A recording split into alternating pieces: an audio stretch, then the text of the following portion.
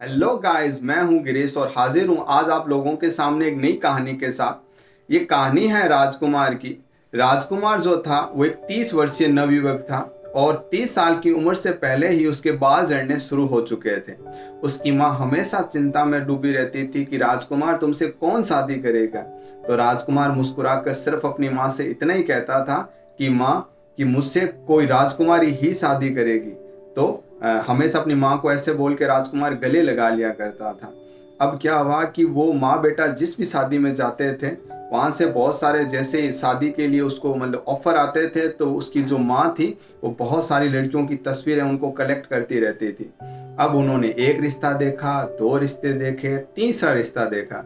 तीसरे रिश्ते के अंदर जैसे कि अरेंज मैरिज में होता है, मिलाने वगैरह का जो सिस्टम है वैसे, तो जो राजकुमार था वो उस लड़की को देखने के लिए उसके घर गया। तो जो लड़की की भाभी थी उसने राजकुमार को देखा और बोला कि भाई अब लड़के लड़कियों को आपस में मिलने दिया जाए।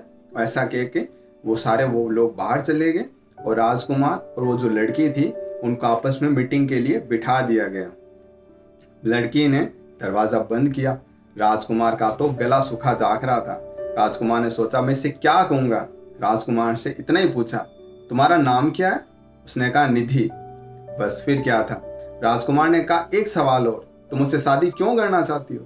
निधि ने कहा मेरी बचपन से इच्छा थी कि मैं किसी इंटेलिजेंट, किसी बुद्धिमान इंजीनियर से ही शादी करूं और आप इंजीनियर हो ना। ऐसा कह के उसने कहा चलो ओके ठीक है। फिर वो 5 मिनट के बाद रूम से बाहर आए।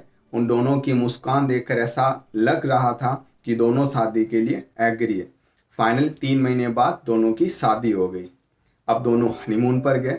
हनीमून से जैसे ही लौटे तो राजकुमार ने कहा निधि, मेरे बाल और ज़्यादा झड़ रहे हैं, उससे पहले कि मेरे सारे बाल झड़ जाएं मुझे गुड न्यूज़ तो दे दो।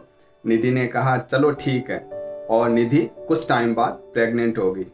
तकरीबन 8वें महीने तक जब प्रेगनेंसी का पीरियड चल रहा था, निधि कमज़ोर होती जा रही थी। निधि बेड पर थी। तो डॉक्टरों ने कहा कि अब इसका जो प्रेगनेंसी टाइम है वो पास में ही है। तो निधि ने डॉक्टरों ने निधि को ऑपरेशन थिएटर में ले जाया गया और कहा कि हम माँ या बेटे दोनों में से एक कोई बचा सकते हैं। तो राजकुमार था, उसने निधि की हाथों को थाम लिया और कहा कि मुझे मेरी निधि चाहिए, मुझे और कुछ नहीं चाहिए। निधि की आंखों में आंसू थे। निधि ने कहा कि राजकुमार, लड़के के सिर पे बाल हो ना हो लेकिन एक सच्चा जीवन साथी होना बहुत ज़रूरी है और आपने ये बात साबित कर दी। और आपकी बातों को सुनकर मैं एकदम पूर्ण रूप से भावुक हुए जा रही हूँ। राजकुमार ने निधि के सिर पर हाथ फेरा और कहा निधि, मैंने कहा था ना कि मुझे सिर्फ तुमसे प्यार है। कोई ना। ले कुछ देर के बाद उसको ऑपरेशन थिएटर में ले जाया गया और खबर आती है कि जच्चा और बच्चा यानी माँ और बेटा दोनों स्वस्थ हैं। उनके बेटे का नाम था विवान।